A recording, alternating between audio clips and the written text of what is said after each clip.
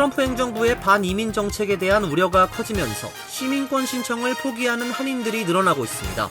시민권 심사가 까다로워져 자칫 불이익을 받을 수 있다는 우려가 작용한 것으로 보입니다. 불체자 체포와 강제 추방이 이어지고 있는 가운데 군용기가 인도인들을 실어 날랐습니다. 또 다른 군용기는 테러범들을 가두던 관타나모 수용소로 불체 신분의 범죄자들을 이송했습니다. 연방정부 구조조정 정책도 가속도를 내고 있습니다. 수천 명의 공무원들에게 강제 휴직을 명령했고 최소 2만 명의 연방 공무원이 자발적으로 퇴직할 것으로 보입니다. 뉴저지 팰리세이즈 팍에서 한인 노인 뺑소니 사고가 또 발생했습니다. 경찰은 CCTV를 토대로 사건을 조사 중에 있으며 목격자들의 신고를 당부했습니다. 조류 인플루엔자 확산으로 계란 가격이 급등해 소비자들의 부담이 커지고 있습니다.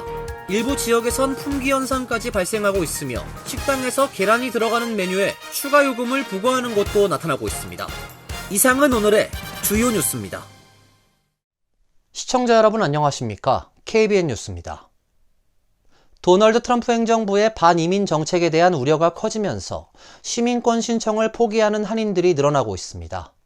시민권 심사가 까다로워져 자칫 불이익을 받을 수 있다는 우려가 작용한 것으로 보입니다. 보도에 김태희 기자입니다. 시민권 신청 업무를 대행하고 있는 민권센터 뉴저지 오피스에 따르면 도널드 트럼프 대통령 취임 후 다수의 신청자들이 시민권 신청을 포기한 것으로 알려졌습니다. 민권센터 측은 기존의 시민권 신청 서비스에 등록한 한인 20명 중 약 3분의 1에 해당하는 7명이 신청을 포기하겠다고 알려왔다고 밝혔습니다. 뉴욕 오피스까지 합하면 10여 명의 한인이 시민권 신청을 중도에 포기한 것으로 파악됩니다. 민권센터는 트럼프 대통령 취임 이전에 시민권을 취득하려는 한인들이 적지 않았다며 대통령 취임 후 강경한 이민 정책이 발표되면서 한인들의 시민권 신청 움직임이 위축되고 있다고 밝혔습니다. 트럼프 행정부에서 시민권 신청 심사가 이전보다 훨씬 까다로워져 자칫 불이익을 받을 수 있다는 우려가 커졌기 때문이라는 분석입니다. 한인 변호사들은 최근 상담 서비스를 통해 과거 영주권을 취득할 때 어려움이 있었던 경우는 시민권 취득에 있어 신중할 필요가 있다면서도 유학이나 취업, 가족 초청 등을 통해 합법적으로 미국에 입국 후 범죄 이력 등 없이 영주권까지 취득한 경우는 시민권 신청에 있어 너무 불안해하지 않아도 된다고 밝혔습니다. 한편 뉴저지 민권센터는 연 수입이 연방 빈곤선의 400% 이하인 이들에게 무료로 시민권 신청 대행 서비스를 제공하고 있습니다. 아울러 메디케이드, 푸드스탬프 수혜자 등 저소득층은 시민권 신청 수수료 $760 면제 신청도 함께 제공하고 있습니다. KBN 뉴스 김태희입니다. 불체자 체포와 강제 추방이 이어지고 있는 가운데 군용기가 인도인들을 실어 날랐습니다. 이민 당국은 불법으로 들어온 인도인 18,000명의 신원을 파악했다고 밝혔습니다. 또 다른 군용기는 테러범들을 가두던 관타나모 수용소로 불체 신분의 범죄자들을 이송했습니다. 도널드 트럼프 정부가 불체자 수백만 명의 강제 추방 공약 실행에 나선 가운데 미 군용기가 인도인 104명을 인도로 이송했습니다. 전날 텍사스를 출발한 군용기는 어제 인도 암리차르에 도착했습니다. 앞서 트럼프 정부 이민당국은 지금까지 미국에 불법으로 들어온 인도인 18,000명의 신원을 파악했다고 말했습니다. 미국의 인도인 추방 비행은 이번이 처음은 아닙니다. 지난해 9월 30일까지 2024 회계연도 1년 동안 1,000명이 넘는 인도인들이 인도 본국으로 강제 송환됐습니다. 그러나 바이든 정부 때인 그 당시는 전세기와 민항기가 이용됐는데 트럼프 정부는 군용기를 사용했습니다. 미국엔 현재 1,100만에서 1,400만 명의 불체자가 살고 있는 것으로 추정되고 있습니다. 합법적인 절차와 서류 없이 미국에 체류 거주하고 있는 사람이 미국에 살고 있는 외국 출생자의 22%에 달한다는 추계도 있습니다. 이런 가운데 지난해 11월 기준 ICE의 추방 추진 비국적인 수는 144만 명인 것으로 보도됐습니다. ICE 추방 대상자들 대부분은 온두라스, 과테말라, 엘살바도르, 멕시코 등 중미 국가 출신으로 각 20만 명이 넘었고 중국인은 37,908명, 인도인은 17,940명으로 나왔습니다. 한편 트리샤 맥클로플린 국토안보부 대변인은 어제 군용기가 구금돼 있던 불법 이민자 9명에서 10명 정도를 태우고 관타나모 해군기지를 향해 떠났다면서 이들은 매우 위험한 외국인 범죄자들이라고 말했습니다. 트럼프 행정부는 군용기를 동원해 불법 이민자들을 관타나모 해군기지로 보낸 것은 이번이 처음입니다. 관타나모 해군기지는 테러 용의자를 구금 수용하는 시설입니다.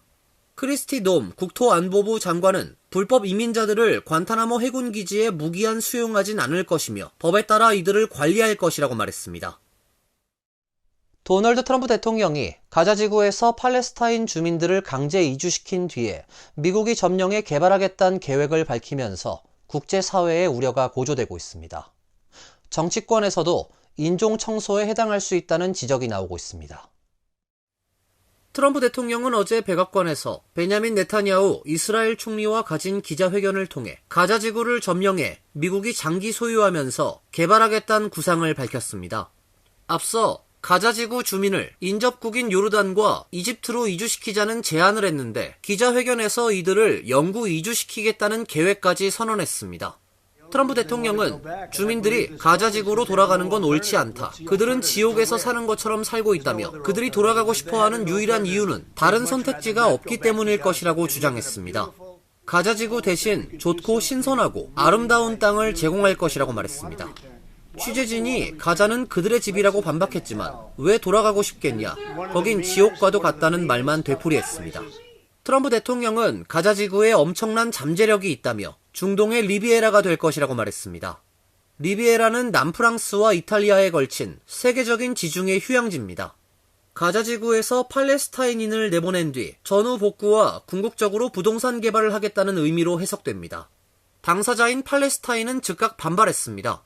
NYT에 따르면 리야드 만수르 UN 주재 팔레스타인 대표는 SNS를 통해 가자지구에 있는 팔레스타인인을 다른 나라로 이주하는 대신 이스라엘에 있던 팔레스타인 가옥을 되찾을 수 있도록 허용해야 한다고 지적했습니다. 연방정부 구조조정 정책도 가속도를 내고 있습니다. 수천 명의 공무원들에게 강제 휴직을 명령했고 최소 2만 명의 연방 공무원은 자발적으로 퇴직할 것으로 보입니다. 인터넷 매체 악시오스는 어제 정부 고위 관계자를 인용해 이날까지 약 2만 명의 공무원이 트럼프 정부의 자발퇴직 제안을 수락했다고 보도했습니다. 앞서 인사관리처는 지난주 연방 공무원들에게 이메일을 보내 곧바로 근무에서 면제하되 오는 9월 30일까지 급여와 각종 혜택을 유지하는 조건으로 자발적 퇴직 신청을 받았습니다. 약 2만 명은 전체 공무원 수의 약 1%에 달하는 상당한 수치이지만 백악관의 구조조정 목표치인 5에서 10%에 못 미치며 신청 마감이 오는 6일까지여서 더 늘어날 수 있다고 악시오스는 전망했습니다. 연방 정보기관도 물갈이에 나섰습니다. 월스트리트저널은 어제 CIA가 트럼프 대통령의 연방정부 축소 방침에 맞춰 조기 퇴직을 선택한 직원들에게 8개월간의 급여와 추가 혜택을 제공키로 했다고 보도했습니다. CIA 대변인은 전 직원을 대상으로 한 조기 퇴직 제안에 대해 조직에 새로운 에너지를 불어넣기 위한 것이라고 설명했습니다. CIA는 이미 합격을 통보한 구직자들의 채용도 동결했습니다. 한편 연방국제개발처는 직원 수천 명이 7일 밤부터 강제 휴직에 들어갈 것이라고 웹사이트를 통해 밝혔습니다. 국제개발처는 그러나 임무 수행에 중요한 기능을 수행하거나 핵심 리더십이 있는 사람 및 특별 지정된 프로그램에 종사하는 직원을 제외한 모든 직접 고용 인력이 이번 주말부터 업무에서 떠날 것이라고 말했습니다. 강제 휴직에서 제외되는 일부 직원들의 명단은 내일까지 통보될 계획입니다. 의회 조사국에 따르면 세계 100여 개국의 인도주의적 지원을 제공하는 국제개발처는 전 세계에 약 1만 명의 직원을 두고 있으며 이 중 3분의 2가 해외에서 일하고 있습니다. 미국이 중국을 상대로 시작한 관세 전쟁에 따라 연방우정국이 중국발 국제소포 반입을 차단했다가 하루 만에 재개했습니다. 연방우정국은 어제 중국과 홍콩에서 들어오는 국제소포 반입을 잠정 중단한다고 발표했습니다. 도널드 트럼프 대통령이 중국을 상대로 한 10% 추가 관세를 발효하고 중국이 맞불 관세를 발표하면서 양국이 무역전쟁을 개시한 직후 나왔습니다. 그러나 우정국은 그로부터 채 24시간이 지나기 전인 오늘 오전 중국 홍콩발 국제소포 반입을 재개한다고 발표했습니다. 우정국은 소포 배송의 교란을 최소화해가며 새로운 대중국 관세를 징수하는 효과적인 메커니즘을 실행하기 위해 긴밀히 협력하고 있다고 성명을 통해 밝혔습니다. 중국발 소포 차단은 트럼프 대통령이 면세 구멍 차단을 예고한 것과 맞물려 있습니다. 그동안 미국은 개인이 수입하는 $800 이하 물품에는 관세를 부과하지 않는 면세 한도를 적용해왔습니다. 이러한 면세 구멍은 특히 테무, 쉬인 같은 중국 온라인 쇼핑몰에서 메이드 인 차이나 물품이 쏟아져 들어오는 통로로 지목받았습니다. 2023년을 기준으로 중국에서 들어오는 수입품은 $800 면세 물량의 거의 50%를 차지했으며 특히 테무와 쉬인 두 업체가 차지하는 비중은 30%에 달했습니다. 지난 1월 뉴욕시에서 발생한 주요 범죄가 1년 전 같은 기간 대비 크게 감소한 것으로 파악됐습니다. 어제 발표된 뉴욕시경 1월 범죄 통계에 따르면 NYPD가 집계한 주요 7대 범죄는 올해 1월 총 8,433건 발생해 지난해 1월 1,133건 대비 16.8% 감소한 것으로 파악됐습니다. 주요 7대 범죄 중 강간을 제외한 6가지 범죄가 모두 전년 대비 감소한 것으로 집계됐습니다. 강도 사건은 올해 1월 1,063건 발생해 지난해 같은 달 1,436건 대비 26.0% 줄어들어 가장 큰 폭의 감소세를 기록했습니다. 살인사건도 같은 기간 33건에서 25건으로 24.2% 줄었고 차량 절도는 23.1%, 중절도는 21.7% 감소했습니다. 중폭행 사건은 2,130건에서 1,983건으로 6.9%, 집털이는 1,100건에서 1,059건으로 3.7% 줄어들었습니다. 강간 사건은 지난해 1월 106건에서 올해 1월엔 149건으로 40.6% 증가한 것으로 집계됐습니다. 다만 강간 사건이 증가한 것은 최근 뉴욕에서 특정 성폭행 피해자를 강간 피해자로 포함하도록 법적 정의를 확대했고 이에 따라 신고가 늘어난 것으로 파악됐습니다. 전철, 버스 등 대중교통에서 발생한 범죄 역시 급격히 줄었습니다. 1월 뉴욕시 대중교통에서 발생한 범죄는 147건으로 지난해 1월 231건 대비 36.4% 감소했습니다. 주 방위군과 경찰을 전철에 추가 배치한 효과가 있었던 것으로 해석됩니다. 총격 사건도 지난해 1월 65건에 비해서 줄어든 51건을 기록해 전년 동월 대비 21.5% 감소했습니다. 제시카 튀시 뉴욕시 경찰국장은 1월 범죄 건수가 줄어든 것을 고무적으로 평가하고 매일 범죄 건수를 분석하고 경찰을 꼭 필요한 구역에 배치하면서 효과를 나타내기 시작한 것이라고 설명했습니다. 뉴저지 팰리세이즈 파크에서 횡단보도를 건너던 한인 노인 뺑소니 사고가 또 발생했습니다. 사고를 당한 노인은 병원에서 수술을 받고 회복 중인 것으로 전해졌습니다. 경찰은 CCTV를 토대로 사건을 조사 중에 있으며 목격자들의 신고를 당부했습니다. 펠팍타운 정부에 따르면 지난달 16일 오후 5시 40분께 그랜드 애비뉴와 센트럴 블러바드 교차로에서 횡단보도를 건너던 70대 한인 남성이 SUV 차량에 치이는 사고가 발생했습니다. 가해 차량은 센트럴 블러바드에서 그랜드 애비뉴 방향으로 좌회전하다가 횡단보도를 건너던 한인 보행자를 치고 그대로 도주했습니다. 피해자는 잠시 의식을 잃었고 이후 병원으로 후송됐습니다. 경추 수술을 받은 피해자는 현재 회복 중인 것으로 알려지고 있습니다. 사고 차량의 운전자는 충돌 후에 잠깐 차량을 멈췄지만 내리지 않고 그대로 레오니아 방면으로 달아난 것으로 알려졌습니다. 뺑소니 사건을 수사 중인 펠팍 경찰 관계자는 사고 발생 지점의 CCTV 영상을 확보했지만 해상도 문제 때문에 뺑소니 차량 번호판 식별이 어려움을 겪고 있다며 버겐 카운티 검찰청과 공조해 주변 도로 CCTV를 확인하고 있다고 밝혔습니다. 경찰은 당시 상황을 목격한 사람이 있다면 펠팍 경찰서에 신고해달라고 당부했습니다. 조류 인플루엔자 확산으로 계란 가격이 급등해 소비자들의 부담이 커지고 있습니다. 일부 지역에선 품귀 현상까지 발생하고 있으며 식당에서 계란이 들어가는 메뉴에 추가 요금을 부과하는 곳도 나타나고 있습니다. 노동부 통계에 따르면 미국에서 12개들이 A등급 대란의 평균 소매 가격은 지난해 12월 4.15달러로 2023년 2월 4.21달러 이후 1년 10개월 만에 가장 높았습니다. 뉴욕의 경우 계란 가격이 전국 평균의 2배에 가까운 상황입니다. 농무부 데이터에 따르면 지난 3일 기준 뉴욕에서 팔리는 대형 계란 12개 평균 가격은 $7 67센트로 전년 동기 $3 20센트의 2배를 넘어섰습니다. 지난해 대비 약 140%가 오른 것입니다. 농무부는 올해 계란 가격이 약 20% 더 상승할 것이라고 전망했습니다. 미국에서 확산 중인 조류 인플루엔자가 계란값을 밀어올린 주범입니다. CDC에 따르면 2022년 1월부터 미국 내 조류 인플루엔자 바이러스가 확산된 이후 총 1억 5천여만 마리의 가금류가 피해를 봤습니다. 농무부는 작년 12월 한 달 동안 1,320만 마리의 산란계를 살처분했으며 올해 1월 들어서도 조류 인플루엔자 확산세가 지속되고 있다고 분석했습니다. 일부 지역에선 계란 공급처 상황에 따라 일반 식료품 매장에서 계란 품귀 현상마저 적지 않게 벌어지고 있는 상황입니다.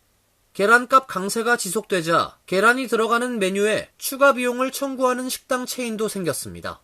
와플과 햄버거, 샌드위치 등을 판매하는 식당 프랜차이즈 와플하우스는 지난 3일부터 계란이 포함된 메뉴에 50센트를 추가 청구한다고 공지했습니다. 펜실베니아 주에서는 수송 트럭 내 계란이 송두리째 도난당하는 황당한 사건도 벌어졌습니다. 지난달 31일 펜실베니아주 프랭클린 카운티의 한 계란 공급업체에 주차되어 있던 수송 트레일러 내 계란 약 10만 개가 도난당했습니다. 약 $4만 상당으로 경찰은 범인이 트레일러 뒷문을 열고 들어가 계란을 훔친 것으로 보고 용의자를 추적 중입니다. 이어서 간추린 소식입니다. 지난 2일 워싱턴에서 발생한 여객기와 군용 헬리콥터의 충돌로 사망한 승객들과 군인 등 67명의 시신이 모두 회수됐다고 구조팀이 발표했습니다. 시신 수습이 완료되면서 조사단은 항공기 동체와 큰 부분의 잔해 등을 포토맥 강에서 치우는 일을 진행하고 있습니다. 통합사령부는 항공기 화물과 유류 등의 수거 작업은 환경과 강물 흐름의 변화가 허용되는 대로 시행될 것으로 예상되며 블랙호크 헬리콥터의 잔해 수거는 여객기 다음에 작업을 시작할 것이라고 밝혔습니다. 현대차는 어제 북미 전기차 충전망 구축을 위해 다른 7개 자동차 업체와 함께 설립한 조인트 벤처 아이오나가 노스캐롤라이나 더럼 본사에서 개소식을 열고 충전소 영업을 본격적으로 시작했다고 밝혔습니다. 노스캐롤라이나 외에 오하이오주 윌러비, 스프링필드, 펜실베니아주 스크랜턴에도 새 충전소를 개장했으며 현재 추가로 6곳에서 충전소를 건설 중입니다. 아이오나는 지난해 2월 출범한 이후 미 전역의 100여 곳에 대해 충전소 부지 계약을 마쳤으며 올해 말까지 미 전역에 1000개 이상의 충전기를 설치할 계획입니다. 앨런 박 뉴저지 주 하원 의원이 지난달 30일 주 하원 예산위원회 부위원장에 임명됐습니다. 주 하원 예산위원회는 주 전체 예산을 결정하는 핵심 위원회로 의회 내 가장 영향력 있는 위원회로 알려져 있습니다. 기존 부위원장이었던 벤지 윈블리 의원이 상원 의원으로 선출된 후 크레이그 코글린 주 하원 의장이 박 의원을 후임으로 임명했습니다. 박 의원은 현재 주 하원 법사위원장을 맡고 있으며 예산위 부위원장까지 겸하게 되면서 주 의회에서 정치적 위상이 더욱 강화됐습니다. 또 뉴저지 내 소수계 커뮤니티의 정치적 입지를 강화하는 계기가 될 것으로 보입니다. 박 의원은 한인 최초의 뉴저지 주 하원 의원으로 재선에 성공했으며 올해 선거에서 3선에 도전합니다. 캐시 호컬 뉴욕 주지사가 추진하는 주내 공립학교 무료 급식 확대 계획이 주민들의 압도적 지지를 받고 있는 것으로 나타났습니다. 시에나 칼리지가 3일 발표한 여론조사 결과에 따르면 호컬 뉴욕 주지사가 최근 공개한 2,520억 달러 규모의 2026 회계연도 예산안 가운데 공립학교 무료 급식 확대 계획에 대한 지지도는 무려 77%에 달했습니다. 민주당 응답자 86%, 공화당 응답자 62%, 무소속 75% 등이 지지 입장을 밝혔습니다. 주 내 모든 공립학교 학생들을 대상으로 아침 점심을 제공하는 무료 급식 예산은 3억 4천만 달러입니다. 이와 함께 공공안전 강화를 위해 뉴욕시 모든 심야 시간대 지하철에 경찰관을 2명씩 배치한다는 호컬 주지사의 계획에도 71%가 지지한다고 답했습니다. 환율과 증권 소식입니다.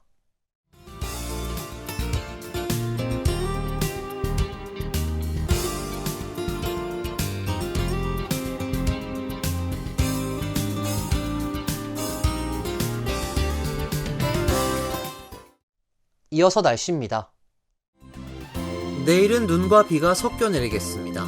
낮 최고 기온 40도, 섭씨 4도, 밤 최저 기온 37도, 섭씨 3도로 예상됩니다. 금요일은 맑고 화창한 날씨가 예보돼 있습니다. 토요일은 다시 눈이 오겠습니다. 적설량은 많지 않을 것으로 예상됩니다. 이상으로 KBN 뉴스를 마칩니다. KBN과 함께 즐거운 시간 되시길 바랍니다. 위 동부 최대 한인방송 KBN이 제작하는 KBN 뉴스는 웹사이트 mykbn.com 그리고 유튜브와 페이스북에서 다시 보실 수 있습니다. 좋아요, 구독, 알림 설정은 뉴스 제작에 큰 도움이 됩니다.